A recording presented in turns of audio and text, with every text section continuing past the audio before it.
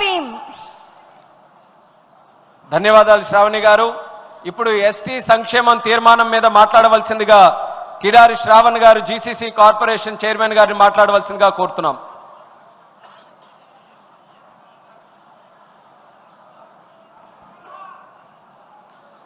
అందరికీ నమస్కారం.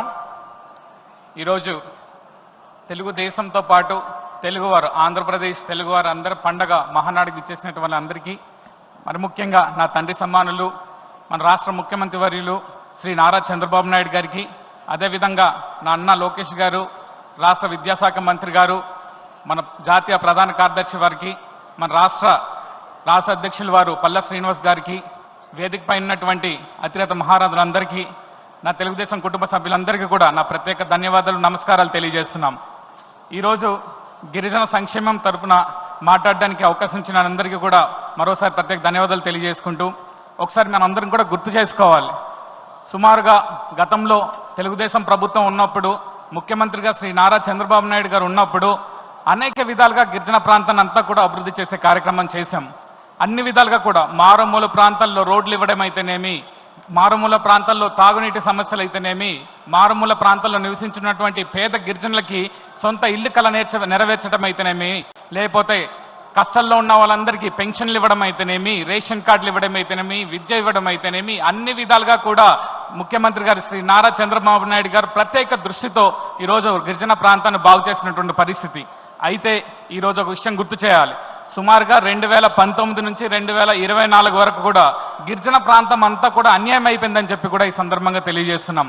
ఎప్పుడైతే వైసీపీ ప్రభుత్వం వచ్చిందో, ఎప్పుడైతే జగన్మోహన్ రెడ్డి దుర్మార్గుడు మన రాష్ట్రానికి ముఖ్యమంత్రిగా వచ్చాడో, ఆ రోజు మా రాష్ట్రంలో ఉన్నటువంటి సుదీర్ఘ గిరిజన ప్రాంతం అంతటి కూడా అన్యాయం అయిపోయిందని ఈ సందర్భంగా తెలియజేస్తున్నాం.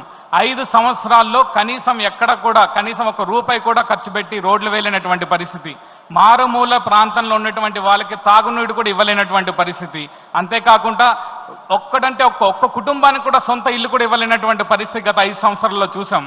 అంతేకాకుండా ఏదైతే అక్కడ ఉన్నటువంటి గిరిజనులందరూ ఉన్నామో 70-80% మంది గిరిజన ప్రజలందరూ కూడా బిలో పోవర్టీ లైన్లో బతుకుతున్నటువంటి కార్యక్రమం జరుగుతుంది. ప్రభుత్వ పథకాల మీద ఆధారపడి బతుకుతున్నటువంటి కార్యక్రమం జరుగుతుంది. అలాంటి సందర్భంలో గతంలో ముఖ్యమంత్రి గారు శ్రీ నారా చంద్రబాబు నాయుడు గారు పెట్టినటువంటి పథకాల్లో దుర్మార్గంగా 16 పథకాలని జగన్మోహన్ రెడ్డి తీసివేయడం చాలా దుర్మార్గం అని చెప్పి కూడా ఈ సందర్భంగా తెలియజేస్తున్నాం. అంతేకాకుండా ఆ పథకాలతో పాటు గిరిజన ప్రాంతానికి ప్రత్యేకంగా నిధులు కేటాయించి, ఏదైతే ట్రైబల్ సప్లై నిధులు ఏదైతే ఉంటాయో, గిరిజనుల కోసమే ఖర్చు పెట్టేటువంటి నిధులు ఏవైతే ఉంటాయో, 5 సంవత్సరాల్లో 5,000 కోట్ల రూపాయలు జగన్మోహన్ రెడ్డి దారి మళ్లించి వాళ్ళ సొంత ఖర్చుల కోసం వాడుకోవడమే కాకుండా దాన్ని దోచుకునేటువంటి కార్యక్రమం జగన్మోహన్ రెడ్డి గారు చేశారు. అయితే ఈ సందర్భంగా మీకు తెలియజేయాల్సింది ఏంటంటే, అక్కడ ఉన్నటువంటి గిరిజన ప్రాంతంలో ఉండేటువంటి ఖనిజ సంపద, బాక్సైట్ అవని, లాటరైట్ అవని, క్యాల్సైట్ అవని, ఖనిజ సంపద అంతా దోచుకునేటువంటి కార్యక్రమం జగన్మోహన్ రెడ్డి చేశాడు. అక్కడ ఉన్నటువంటి బాక్సైట్ని అక్కడ వాళ్ళ బంధువులైనటువంటి వైవి సుబ్బారెడ్డికి, అదేవిధంగా పెన్నా ప్రతాప్ రెడ్డి గారికి అందజెప్పేటువంటి కార్యక్రమం చేయగా, ఇప్పుడున్నటువంటి ముఖ్యమంత్రి గారు రాగానే వస్తూనే బాక్సైట్లో ఉన్నటువంటి అక్కడ ఉన్న ఖనిజ సంపద ఏదైతే ఇల్లీగల్ మైనింగ్ సంపద ఏదైతే ఉందో, ఇల్లీగల్ మైనింగ్ యాక్టివిటీస్ అన్నింటినీ కూడా రద్దు చేస్తూ మన ముఖ్యమంత్రి గారు ఈరోజు ఒక నిర్ణయం తీసుకోవడం జరిగింది. దాంతోపాటు వస్తూనే ఈ సంవత్సర కాలానికి సుమారుగా 8,000 కోట్ల రూపాయలు మన గిరిజన ప్రాంతానికి, గిరిజన ప్రజలకి, మన రాష్ట్రంలో ఉన్న గిరిజన సంతతికి 8,000 కోట్ల రూపాయలు నిధుల్ని కేటాయించి బడ్జెట్లో ఏర్పాటు చేయడం జరిగింది. అంతేకాకుండా మారుమూల ప్రాంతాల్లో ఎక్కడ కూడా అన్కనెక్టివిటీ ఉండకూడదు, అంతా కూడా కనెక్టివిటీ ఉండాలి, డోలీ మోతలతో చావులు ఉండకూడదు, ఎక్కడైనా సరే గిరిజన ప్రాంతం అంతా కూడా సుభిక్షంగా ఉండాలనే ఉద్దేశంతో 1,000 కోట్ల రూపాయలు పైగా ఖర్చు చేసి మారుమూల ప్రాంతంలో ఉన్నటువంటి ప్రాంతాలన్నిటికీ కూడా రోడ్లు వేసేటువంటి కార్యక్రమం చేయడం జరిగింది. ఏదైతే ఇప్పుడు మాట్లాడుకుంటున్నామో పేదవాడి కళ, ఇంటి కళ, గిరిజన ప్రాంతంలో ఉన్నటువంటి గిరిజనులకి 75,000 రూపాయలు అదనంగా ఇచ్చి సొంత కళని, ఇంటి కళని నెరవేర్చినటువంటి ఘనత మన ముఖ్యమంత్రి శ్రీ నారా చంద్రబాబు నాయుడు గారు.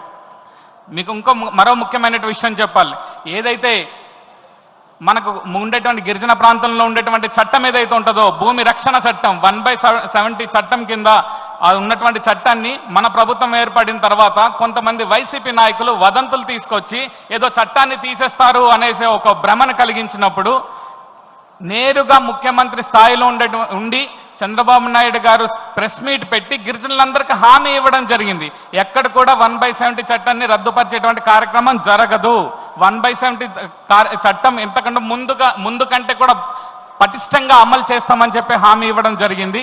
అంతేకాకుండా మనందరికీ తెలుసు, ఈరోజు మా గిరిజన ప్రాంత ప్రజలందరూ చాలా మంది వచ్చి ఉన్నారు, కొంతమంది టీవీలో చూస్తుంటారు. మేము అందరూ కూడా చెప్తున్నాం, ఏదైతే మనకు ఆవు పట్టు లాంటి జీవో నెంబర్ 3 గిరిజన ప్రాంతంలో గిరిజనులకే 100% ఉద్యోగ అవకాశాలు కల్పించేటువంటి జీవో నెంబర్ 3, ఈరోజు జీవో నెంబర్ 3ని వైసీపీ వాళ్ళు పట్టించుకోకపోగా సుప్రీంకోర్టులో రివ్యూ పిటిషన్ కూడా వేయలేని పరిస్థితిలో ఈరోజు వచ్చిన సంవత్సర కాలంలోనే ముఖ్యమంత్రి గారు చొరవ చూపుకొని మంత్రి గారిని పెట్టి అధికారులు పెట్టి జీవో నెంబర్ 3ని పూర్తి స్థాయిలో ఒక కొత్త జీవోని తీసుకొచ్చి మీ అందరికి కూడా అందించేటువంటి కార్యక్రమం చేస్తానని చెప్పడం జరిగింది. నేను ఒకటే చెప్తున్నాను, ఎస్సీలైనా, ఎస్టీలైనా, బీసీలైనా, మైనారిటీలైనా మన రాష్ట్రంలో గత 5 సంవత్సరాల్లో వైసీపీ పరంలో విపరీతంగా అనగదొక్కటువంటి కార్యక్రమానికి గురవ్వారు, దోపిడీకి గురవ్వారు. వీళ్ళందరి కడుపు మంట ఒక ఆవేశంతో పుట్టడానికి ఒక కార్యరచన జరిగితే మీ అందరికీ నేను ఉన్నాను, ఒక భరోసా కావాలి, ఆ ధైర్యం కావాలి. ఆ ధైర్యమే ఈ రోజు పాదయాత్ర రూపంలో మన ముందుకు ఒక యువ నాయకుడు వచ్చాడు. ఆ ధైర్యం పేరే నారా లోకేష్. నారా లోకేష్ అన్న ప్రతి ఇంటికి వస్తాడు. నారా లోకేష్ అన్న ఇక్కడ పాదయాత్ర మొదలుపెట్టి నుంచి ప్రతి కన్నీళ్లు బొట్టును తుడుచుకుంటూ వచ్చాడు. మీకు అండగా ఉంటానని చెప్పడం జరిగింది. ఆ మాట ఏదైతే ఇచ్చారో ఆ మాట కట్టుబడి ఈ రోజు అన్ని విధాలుగా కూడా ముఖ్యంగా యువకులు ఎవరైతే ఉన్నారో డిఎస్సిని తీసుకురావడం జరిగింది. గిరిజన ప్రాంతంలోనే కాదు అన్ని ప్రాంతాల్లో కూడా డిఎస్సి ఇచ్చి గత సంవత్సరాలుగా ఎప్పుడు లేని విధంగా 16,000 పోస్టులు ఈరోజు తీసుకొచ్చి అందరికి ఉద్యోగాలు ఇచ్చే కార్యక్రమం చేస్తున్నారు. నేను ఒకటే చెప్తున్నాను, తెలుగుదేశం పార్టీ కార్యకర్తలకి, గిరిజన ప్రాంత ప్రజలకి, ఇక్కడ ఉన్న అక్క చెల్లెలందరికీ కూడా పులి కడుపున పులే పుడుతుంది తప్పితే కానీ వేరే అవకాశం లేదు. కాబట్టి ఆ విధంగా ఒక పులిలాగా ఈరోజు ముందుకు వచ్చేటువంటి కార్యక్రమం చేస్తున్నారని చెప్పి కూడా ఈ సందర్భంగా తెలియజేస్తున్నాం. ఈ అవకాశం ఇచ్చినటువంటి పెద్దలందరికీ కూడా నా ధన్యవాదాలు తెలియజేస్తున్నాను. అంతకంటే నాతో పాటు ఒక్కసారిగా గతంలో రాజమండ్రిలో మనం మహానాడు చేసినప్పుడు ఒక్కసారి మిమ్మల్ని అడిగాను, మనం నినాదం చేస్తే అక్కడ జగన్మోహన్ రెడ్డి కుర్చీ కదలాలని అడిగాను. మీరు చేసిన నినాదానికి ఈరోజు జగన్మోహన్ రెడ్డి సీటు సిరిగిపోయింది. 151 సీట్ నుంచి 11కు పడిపోయాడు. పాపం ఆంధ్రప్రదేశ్లోకి ఉండలేని పరిస్థితి, బెంగళూరు పారిపోతున్నాడు. ఒక్కసారి మరోసారి వినిపించేలాగా మనం గెలిచిన గర్వ గర్జన ఒకసారి వినిపించాలని చెప్పి కూడా మీ అందరం కూడా అడుగుతున్నాను. శ్రీ నారా చంద్రబాబు నాయుడు గారి నాయకత్వం, శ్రీ నారా చంద్రబాబు నాయుడు గారి నాయకత్వం, శ్రీ నారా చంద్రబాబు నాయుడు గారి నాయకత్వం, లోకేష్ బాబు గారి నాయకత్వం, లోకేష్ బాబు గారి నాయకత్వం, లోకేష్ బాబు గారి నాయకత్వం. ఈ అవకాశం ఇచ్చిన అందరికి కూడా మరోసారి ధన్యవాదాలు తెలియజేసుకుంటున్నాను. Thank you very much. ధన్యవాదాలు శ్రావణ్ గారు. ఇప్పుడు మైనారిటీ సంక్షేమం మీద